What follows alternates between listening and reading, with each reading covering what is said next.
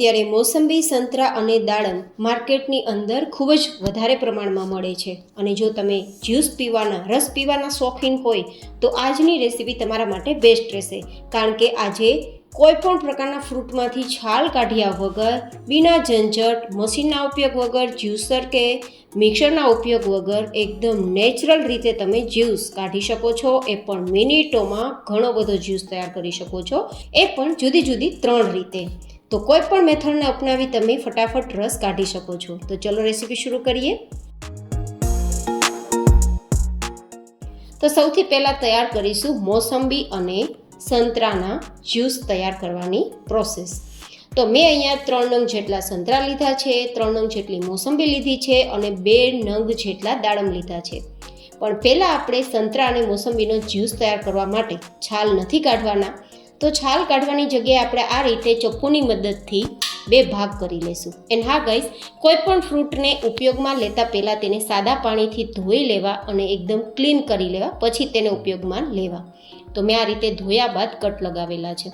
તો આ રીતે આપણે 3 સંતરામાં કટ લગાવી દીધા છે. ગાઈસ, આજે મેં તમને નેચરલ રીતે રસ કાઢવાની પ્રોસેસ બતાવી છે. એ પણ એક નહીં, 3 પ્રોસેસ બતાવી છે. મોસંબી હોય, સંતરા હોય કે દાડમ હોય. હવે આપણે તે જ રીતે મોસંબીના પણ 2 ભાગ કરી લઈશું. મારી પાસે મોસંબી થોડી પીળાશ પડતી છે. તમારી પાસે સફેદ હોય તો પણ તમે આ જ રીતે, આ જ પ્રોસેસથી રસ કાઢી શકો છો.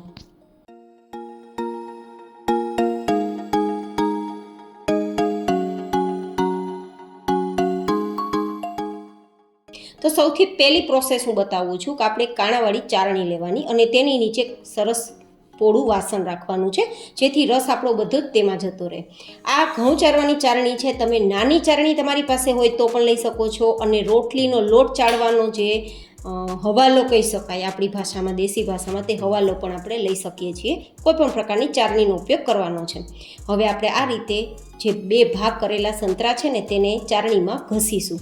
આ રીતે ઘસવાથી રેસા સાથે આપણું જે સંતરાનો રસ છે તે નીકળતો જશે.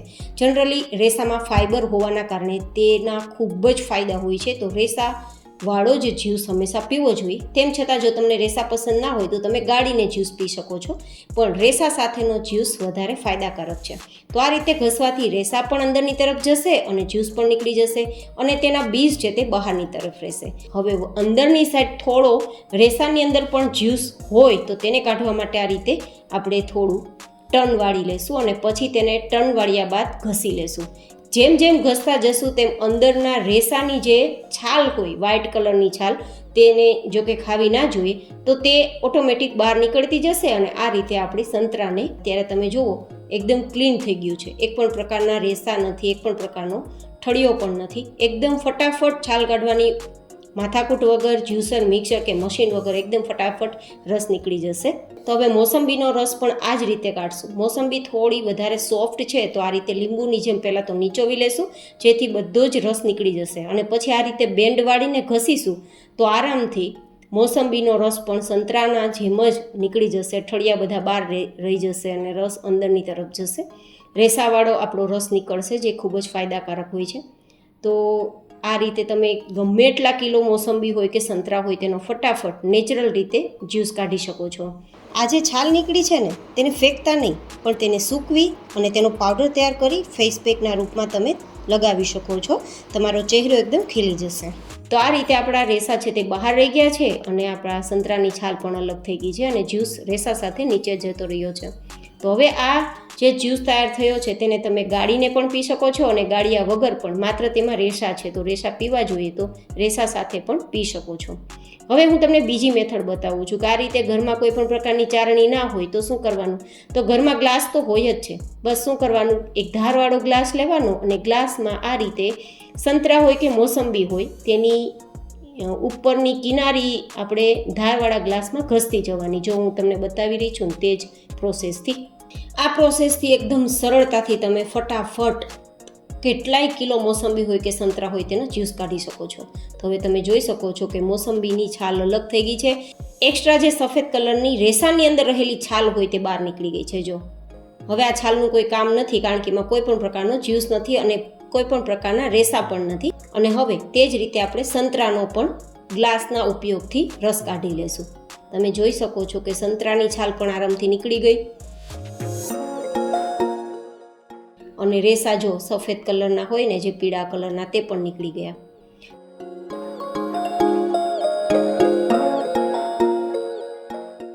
તો આ 2 મેથડ અપનાવ્યા બાદ હજુ હું તમને એક ત્રીજી મેથડ બતાવું છું.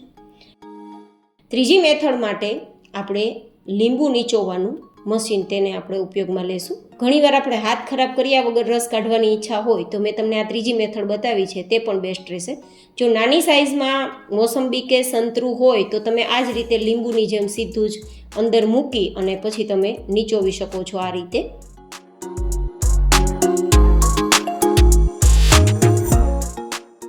હવે તમને સવાલ એ આવશે કે મોટા સંતરા હોય તો શું કરવાનું? તો આ રીતે તેના ટુકડા કરી લેવાના. આ રીતે 4 ટુકડા કર્યા બાદ આપણે અંદર મૂકી અને પછી દબાવી દેવાનું અને એક્સ્ટ્રા કોઈ રસ હોય તો આ રીતે નીચોવી દેવાનું, જેથી રસ આરામથી નીકળી જશે. કોઈ પાતળા રેસા હશે તો પણ અંદરના તરફ જતા રહેશે, માત્ર ઠળિયા અને વધારાની છાલ છે તે બહાર રહેશે. તો આ 3 પ્રોસેસ મેં તમને બતાવી છે. ચોઈસ તમારી પાસે છે કે કયા મેથડથી તમારે રસ કાઢવો, અને જો ગાળવો હોય તો ગાળીને પી શકો છો. જે પહેલી મેથડ અપનાવી છે તેમાં ગાળવાની જરૂર નથી, પણ બીજી મેથડમાં ગાળવું પડશે, કારણ કે ગ્લાસમાંથી થોડા ઠળિયા અંદર ગયા હોય તો ગળાઈ જાય. તો તૈયાર છે જુદી જુદી 3 રીતે સંતરા અને મોસંબીના રસ કાઢવાની મેથડ. તમને કઈ મેથડ વધારે પસંદ આવી તે મને તમારા ફીડબેક કોમેન્ટમાં જરૂર બતાવજો. હવે હું બતાવું છું દાડમના દાણાને ફટાફટ બહાર કેવી રીતે કાઢવા, અને એ બહાર કાઢ્યા બાદ તેનો રસ કઈ રીતે બહાર કાઢવો. તો દાડમના દાણાની છાલ કાઢવાની માથાકૂટ ના કરવી હોય તો ઉપર નીચેનો 2 ભાગ દાડમમાંથી કાઢી લેવાનો અને પછી 4 દિશામાંથી આપણે હળવા હાથે કટ લગાવી દેવાનું. જેટલા બને એટલા વધારે કટ લગાવવાના, 4 લગાવો, 6 લગાવો, 8 લગાવો, પણ એટલું બધું ચપ્પુ દબાવવાનું નહીં કે અંદરના દાણામાંથી રસ બહાર નીકળી જાય. હળવા હાથે જ આ રીતે કટ લગાવવાનું, અને કટ લગાવ્યા બાદ આરામથી તમે બહારની તરફ ખેંચશો ને તો જો બધી જ આપણી જે દાડમની ટુકડા છે ને તે નીકળી જશે, અને ટુકડામાંથી પણ આરામથી તમે થોડું પ્રેસ કરશો ને તો ફટાફટ તેના દાણા બહાર નીકળી જશે. આ પ્રોસેસ તમને દાડમના દાણા બહાર કાઢવાની મેં બતાવી છે. એકદમ સરળતાથી ઘણા બધા દાડમમાંથી દાણા તૈયાર કરવા હોય ને તો તમે કરી શકો છો. હવે આ દાડમના દાણા કાઢવાની સરળ રીત તો મેં તમને બતાવી દીધી, પણ તેમાંથી રસ કાઢવો હોય એ પણ મશીન અને જ્યુસર વગર તો આ રીતે આપણે ચારણી લેવાની અને ચારણી ઉપર તેના દાડમના દાણા મૂકી અને હાથની મદદથી ઘસવાનું, તો તેના ઠળિયા બહાર રહી જશે અને રસ બધો જ અંદર રહી જશે. હવે તમને લાગશે કે છાલ ના કાઢવી હોય તો આ રીતે દાડમના દાણામાંથી છાલ કાઢવાની પણ જરૂર નથી. છાલ સાથે જ આ રીતે તમે ઘસશો તો દાડમના દાણાનો રસ અંદરનો તરફ જશે અને છાલ આ રીતે ક્લીન નીકળી જશે. જો કેટલી આરામથી દાડમના દાણામાંથી રસ આપણે કાઢી શકીએ છીએ. અને આ રીતે દાડમના દાણા આરામથી જો કે છાલમાંથી નીકળી જ જશે. જો નીકળી જાય તો હાથની મદદથી ઘસી લેવા, પણ સરળતાથી રસ કાઢવાની મેં તમને આ મેથડ બતાવી છે, તમને જરૂર પસંદ આવશે. એકદમ નાના નાના ઠળિયાને જે સોફ્ટ હોય ને તે રસ સાથે અંદરની તરફ જતા રહેશે આપણા વાસણમાં, જે પણ ખૂબ જ ઉપયોગી હોય છે પીવા માટે. તો એ રીતે આપણે પી શકીએ છીએ, અથવા તો ગાળીને પણ પી શકીએ છીએ.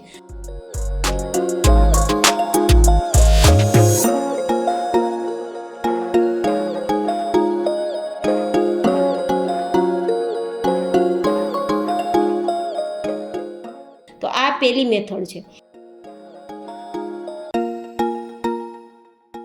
હવે બીજી મેથડ તમારે આ રીતે ના કરવું હોય તો દાડમના બધા દાણા કાઢી લેવાના, અને કાઢ્યા બાદ લીંબુ નીચોવાનું જે મશીન હોય ને તેમાં તમારે ફટાફટ રસ કાઢવા માટે થોડા થોડા દાડમના દાણા ઉમેરવાના અને પછી દબાવવાનું. જેવું દબાવશો કે નીચેની તરફ તેનો રસ નીકળશે. આ પ્રોસેસ માત્ર ને માત્ર ઓછા રસ કાઢવો હોય ને ત્યારે જ તમને ઉપયોગમાં આવશે, કારણ કે આ પ્રોસેસ એકદમ સમય માગી લે તેવી પ્રોસેસ છે.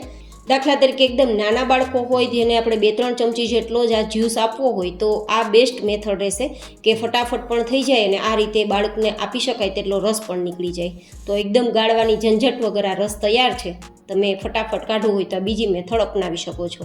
અને હવે આપણે ત્રીજી મેથડ અપનાવીશું. ત્રીજી મેથડની અંદર એક વાસણ ઉપર આપણે એકદમ પાતળું હોય ને તેવું કપડું લેવાનું છે.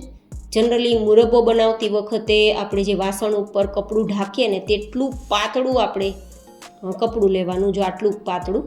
અને એ કપડા ઉપર બધા જ દાડમના દાણા આપણે આ રીતે રાખી દેવાના અને પછી તેને પોટલી વાળી લેવાની.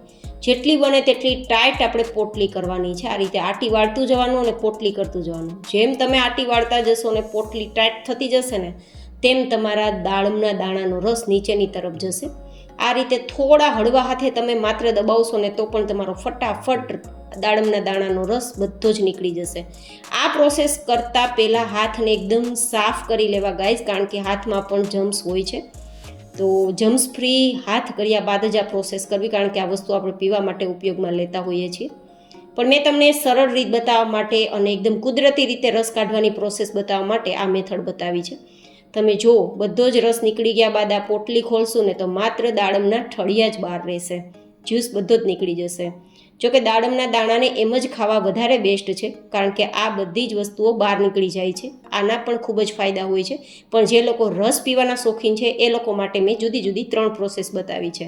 તો અત્યારે તમે જો અઠવાડિયામાં બિલકુલ જ્યુસ નથી, એકદમ ડ્રાય થઈ ગયા છે. આ અઠવાડિયાને પણ ફેંકતા પહેલાં સૂકવી લેજો અને સૂકવ્યા બાદ તમે ફેસ પેકમાં અથવા તો ફેસના સ્ક્રબમાં યુઝ કરી શકો છો.